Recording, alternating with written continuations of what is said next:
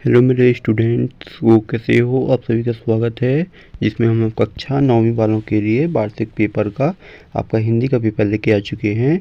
जो कि आपकी परीक्षा चल रही है, वार्षिक परीक्षा चल रही है, आपको भी पता है।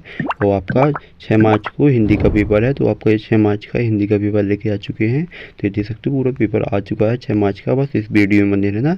इस पूरे वीडियो में आपको सभी के उत्तर प्रोवाइड करा दिए जाएंगे, सभी प्रश्नों के। बस आप वीडियो बने रहना और चैनल को भी सब्सक्राइब कर लेना जिसने अभी तक चैनल को सब्सक्राइब नहीं किया। तो चलते हैं अपन पिछले की ओर पे, क्योंकि आपके पास समय बहुत कम है। यहाँ पे देख सकते हो आपके टोटल पेज आपके 8 रहेंगे और मैक्सिमम जो आपके नंबर है वो 80 नंबर का रहेगा यह पेपर। और आपके 23 प्रश्न पूछे जाएंगे इस पेपर में और आपको समय 3 घंटा दिया जाएगा। यहाँ पे कुछ निर्देशक दिए गए हैं, तो यहाँ पे देख सकते हो निर्देशक देख सकते हो। यहाँ पे लिखा है इस प्रश्न पत्र में कुल 23 प्रश्न हैं, सभी प्रश्न हल करना अनिवार्य है। और प्रश्न दूसरा में आता है प्रश्न पत्र क्रमांक 6 से लेकर 23 तक सभी प्रश्नों के लिए अतिरिक्त विकल्प दिए गए हैं। इस प्रश्नों के प्रत्येक में से केवल एक ही प्रश्न का उत्तर लिखिए। और फिर आता है आपका तीसरा, जिसमें लिखा है प्रश्न क्रमांक 1 से लेकर 5 तक वास्तविक प्रश्न है। इसके लिए आपको 1 से 32 अंक निर्धारित है। और फिर आता है आपका प्रश्न 4वां, जिसमें लिखा है प्रश्न क्रमांक 6 से लेकर 12 तक प्रत्येक प्रश्न 2 अंक का है।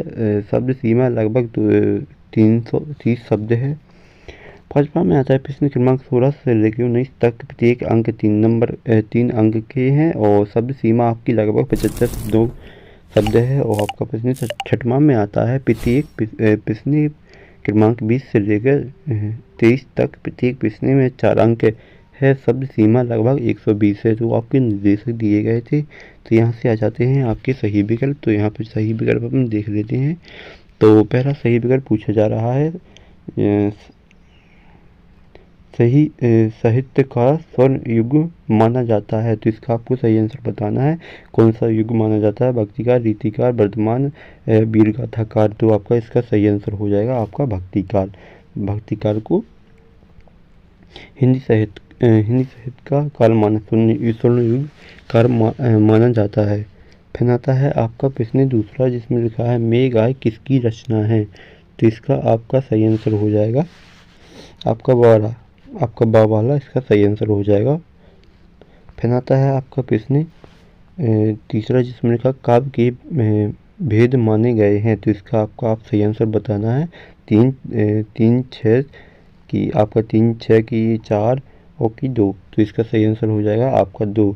इसके 2 भेद माने गए हैं। फिर आता है आपका प्रश्न 4वां, जिसमें लिखा है जूजी के सारे का नाम क्या था। तो इसका आ जाएगा आपका आ वाला हो जाएगा मोती। इसका मोती सही हो जाएगा। फिर आता है आपका प्रश्न 5वां, जिसमें प्रश्न 5वां में पूछा है शब्दों के सार्थक युग को कहते हैं। तो इसका सही आंसर आपका हो जाएगा आपका सा वाला वाक्य। इसका सही आंसर आपका वाक्य हो जाएगा। फिर आता है प्रश्न 6वां, जिसमें लिखा है इस जल प्रार में पाठ की विधि है। तो इसका आपका हो जाएगा आपका बापार रिपोर्ट दर्ज। तो आपका वाला होगा। आपका सही विकल्प कंप्लीट हो चुके हैं। फिर आते हैं यहाँ पे लिखित स्थान। तो प्रश्न दूसरा में आपको लिखित स्थानों में सही विकल्प चुनकर लिखनी है, जो कि आपकी 6 नंबर में पूछी जा रही हैं। तो प्रश्न पहला में पूछा गया है केंद्र और कोयला दोनों ही देश के वासी है। तो इसका आ जाएगा गुराम। फिर आता है आपका प्रश्न दूसरा, जिसमें लिखा है छंद के अंतिम वर्णों की अवधि कहलाती है। तो आएगा इसका तुक हो जाएगा। फिर आता है आपका प्रश्न तीसरा, जिसमें लिखा है बौद्धिक शब्द का मूल शब्द डेस होता है। तो इसका आपका सही आंसर हो जाएगा बुद्ध। आपका ये वाला आपका सही आंसर हो जाएगा। फिर आता है आपका प्रश्न 4वां, जिसमें लिखा है जानवरों में गद्य सबसे ज़्यादा डेड समझा जाता है। तो इसका आ जाएगा बुद्धिमान समझा जाता है। फिर आता है आपका प्रश्न 5वां, जिसमें लिखा है काली लहर कल्पना काली पंक्ति डेड अलंकार निहित है। तो इसका आ जाएगा सही है यामक अलंकार आ जाएगा। फिर आता है आपका प्रश्न छठवां जिसमें लिखा है रीढ़ की हड्डी एकांकी में कुल डेढ़ पद है, तो इसका आ जाएगा आपका आपका आपका 6 आपका इसका सही आंसर हो जाएगा। फिर आता है यहाँ पे आपके सही जोड़ी, तो यहाँ पे जो कि 6 नंबर में पूछी जा रही हैं सही जोड़ी बनाकर लिखिए, जो कि लिखिए आप पहले दे सकते हो जिसका लगा विवासिक का आपके सही आंसर हो जाएगा आपका भयंकर भयंकरत आपका ये सही हो जाएगा। फिर आता है आपका ये वाली आपके सही हो जाएगा। फिर आता है नैतिक का विलोम शब्द होता है, जिसका आपका आ जाएगा नैतिक का विलोम शब्द अनैतिक, ये आपका अनैतिक विलोम शब्द होगा। फिर आता है हरिशंकर परसाई, तो इसका आपका सही आंसर हो जाएगा आपका घ वाला प्रेमचंद के फटे जूते। फिर आता है आंसू का तदु, तो इसका आ जाएगा आंसू। और आपकी जो कबीरदास एंड सवैया है मुझे इसके नहीं मिले, तो आप इसका मैनेज कर लेना। फिर आते हैं आपके यहाँ पे एक वाक्य में उत्तर, जो कि आपके 6 नंबर में पूछे जा रहे हैं, और पिछले 4 माह में आपके एक शब्द या एक वाक्य में उत्तर लिखने हैं। यहाँ पे प्रश्न पहले में दिया गया है ज्ञान की तुलना किससे की गई है, तो इसका सही आंसर आ जाएगा हाथी से। हाथी से आपको लिख देना है, हाथी से इस प्रकार से लिख देना है आप। फिर आता है आपका प्रश्न दूसरा जिसमें लिखा है विस्तृत कार्यवार बारे काव्य को क्या कहते हैं, तो इसका आ जाएगा महाकाव्य। महाकाव्य लिख देना है आपको, महाकाव्य कुछ इस प्रकार से। फिर आता है आपका प्रश्न तीसरा जिसमें लिखा है हिंदी का उपन्यास सम्राट किसे कहा जाता है, तो इसको आ जाएगा प्रेमचंद को, प्रेमचंद, ये आपको प्रेमचंद। फिर आता है आपके प्रश्न 4वां जिसमें लिखा है लोगों के प्रचलित उक्ति का क्या कहलाती हैं, जिसका आ जाएगा लोकोक्ति, इसका सही आंसर हो जाएगा लोकोक्ति। फिर आता है आपका प्रश्न 5वां जिसमें लिखा है रीढ़ की हड्डी एकांकी किस समस्या पर आधारित है, तो आपको इसका मुझे आंसर नहीं मिला। तो फिर आता है आपका प्रश्न 6वां जिसमें लिखा है रेणु की प्रसिद्ध आंचलिक उपन्यास का नाम है, तो इसका सही आंसर हो जाएगा मेरे आंचल, मेरा आंचल, ये मेरा आंचल कर देना है आपको। तो ये आपके एक वाक्य में कंप्लीट हो चुके हैं। फिर यहाँ पे आते हैं आपकी सत्तासत, तो यहाँ पे सत्तासत देख सकते हो, जो कि प्रश्न 5वां में सत्तासत लिखिए। फिर आता है पहला आपका मकान लाल चतुर्वेदी की रचना साहित्य देव है, तो ये आपका सत्य हो जाएगा। फिर आता है प्रबंध काव्य में छंदों में पूर्ण वर्ता संबंध नहीं होते हैं, तो ये आपका सत्य हो जाएगा। फिर आता है आपका प्रश्न तीसरा जिसमें लिखा लकड़ी की माँ मर चुकी थी, तो ये आपका असत्य हो जाएगा।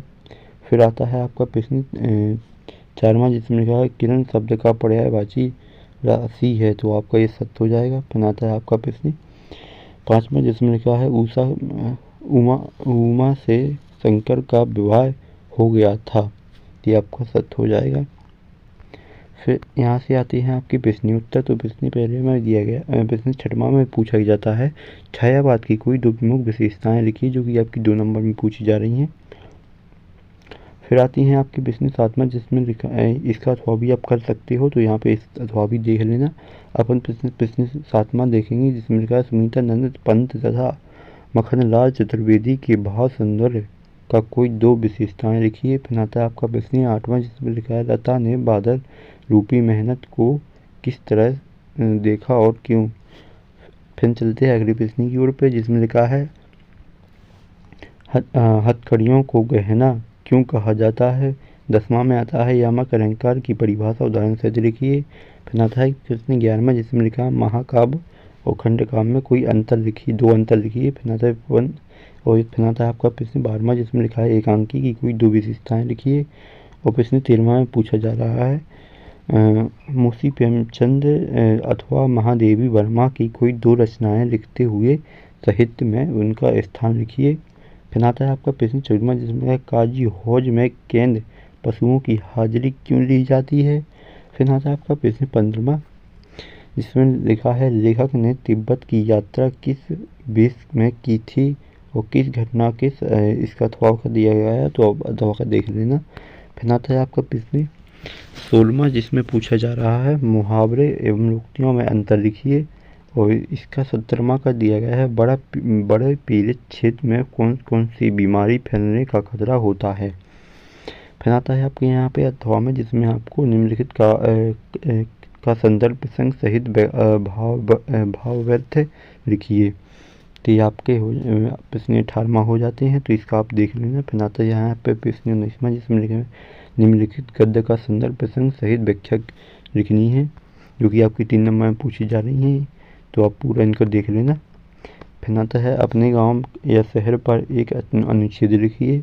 और अपने इसमें अथवा में पूछा जा रहा है अपने विद्यालय के प्राचार्य को सारा शुल्क के से मुक्ति हेतु आवेदन पत्र लिखिए। और इसका 19वां का 23वां का दे सकते हैं, जिसमें लिखा निम्नलिखित में से किसी एक विषय पर रूपरेखा सहित सर्ववादी निबंध लिखिए। तो आपको रूपरेखा लिखनी है या निबंध लिख देनी है। तो ये आपका ये पूरा पेपर मैंने कंप्लीट करा दिया है। और जिसने अभी तक चैनल को सब्सक्राइब नहीं किया तो चैनल को भी सब्सक्राइब कर लेना। मिलते हैं अगली वीडियो में। आपसे बहुत बहुत धन्यवाद।